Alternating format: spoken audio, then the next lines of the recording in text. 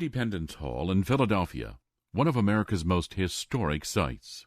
Here on Sunday morning, April 23, 1865, as part of a funeral train route to Springfield, Illinois, the body of President Abraham Lincoln laid in state on a platform in the center of the hall. Outside in front of Independence Hall and on the streets of this bustling city, a dense mob of 500,000 people lined up to pay their final respects for the slain president, assassinated 9 days earlier in Washington. Most were brought to tears, and many fainted in place from the crush of the crowds. One pastor in this city, perhaps the most prominent 19th-century preacher in America, gave a eulogy for the dead president, but not here at Independence Hall. Instead, the noted Reverend Phillips Brooks preached with a heavy heart from the pulpit of his own church, located just 13 blocks from this historic spot. There, he gave a memorable sermon on the life and death of Abraham Lincoln.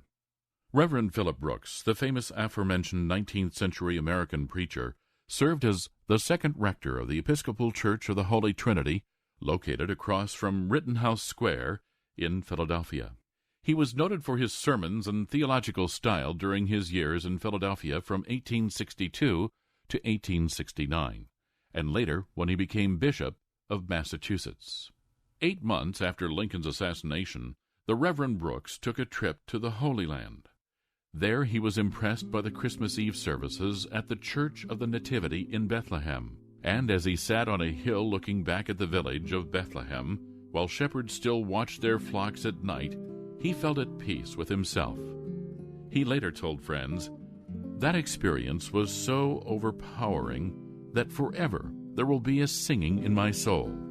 That powerful experience came at an important moment for Reverend Brooks because he was so personally affected and drained by the horrors of the Civil War and by the assassination of President Abraham Lincoln. And it was this experience that inspired the young rector 3 years later to compose a poem titled, "O Little Town of Bethlehem."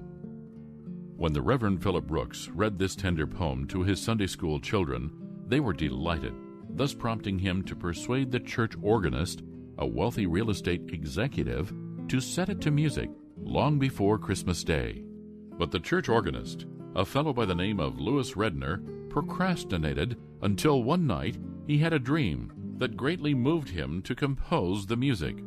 Redner immediately did so upon arising, and on December 27, 1868, the Sunday school choir of Holy Trinity Church reverently began singing the peaceful lyric, "O little town of Bethlehem, how still we see thee lie.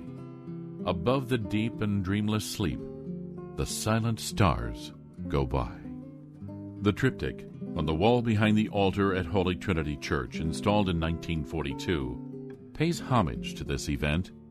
Needless to say, O Little Town of Bethlehem holds a special place, not only in American Christmas classics, but also here, as it is annually sung during the Christmas season.